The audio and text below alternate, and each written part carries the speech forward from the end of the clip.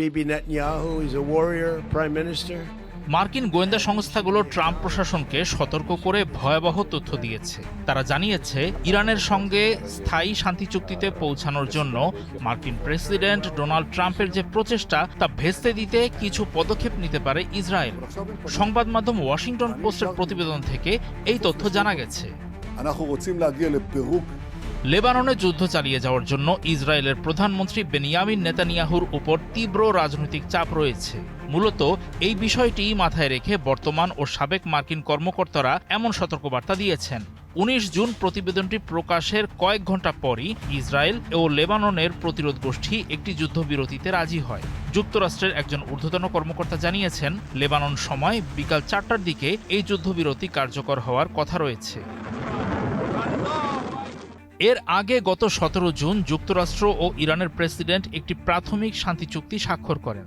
এর ফলে বেশ কিছু বিষয়ে তাৎক্ষণিকভাবে কার্যকর করার সুযোগ তৈরি হয়। সেসবের মধ্যে রয়েছে হরমুজ প্রণালী আবার খুলে দেওয়া, ইরানের পুনর্গঠনের জন্য $৩০০ বিলিয়ন একটি পরিকল্পনা এবং ইরানের ওপর থেকে যুক্তরাষ্ট্রের সব ধরনের নিষেধাজ্ঞা প্রত্যাহার করা।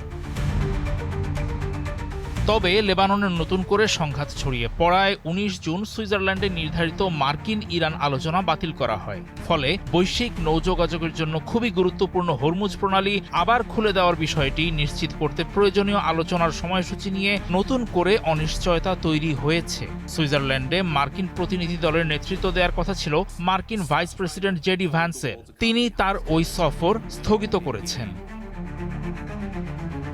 নেতানিয়াহু সরকার এবং ট্রাম্প প্রশাসনের কর্মকর্তাদের মধ্যে বাড়তে থাকা উত্তেজনার মধ্যেই এই চুক্তিগুলো সম্পন্ন হয়। ট্রাম্প প্রশাসনের কর্মকর্তারা প্রকাশ্যে ইসরায়েলকে লেবাননের প্রতিরোধ গোষ্ঠীর বিরুদ্ধে হামলা চালানোর ব্যাপারে সতর্ক করেছিলেন, কারণ ওই সংঘাত ইরান যুক্তরাষ্ট্র চুক্তিটিকে নস্যাৎ করে দিতে পারে। লেবাননে চলা ওই সংঘাতে রাতভর বিমান হামলায় ১৮ জন প্রাণ হারিয়েছেন। অন্যদিকে লেবানিজ সশস্ত্র যোদ্ধাদের হাতে ৪ ইসরায়েলি সেনার প্রাণহানি ঘটেছে। ইসরায়েলি সরকারের সদস্যদের সমালোচনা করে দেশটিকে গভীরভাবে বিচ্ছিন্ন বলে অভিহিত করেন ভ্যান্স। তিনি বলেন, ইসরায়েলি নেতারা মার্কিন কূটনৈতিক ও সামরিক সহায়তার মর্যাদা দিতে ব্যর্থ হয়েছে। গত ১৭ জুন ফ্রান্সে এক সংবাদ সম্মেলনে ট্রাম্প বলেন, নেতানিয়াহুর সঙ্গে লেবানন নিয়ে তার সামান্য বিরোধ রয়েছে। তিনি ইসরায়েলি নেতাকে তাগিদ দিয়েছেন যেন লেবাননে প্রতিরোধ যোদ্ধাদের কেউ কোনো ভবনে প্রবেশ করলেই নেতানিয়াহু যেন তা গুড়িয়ে না দেন।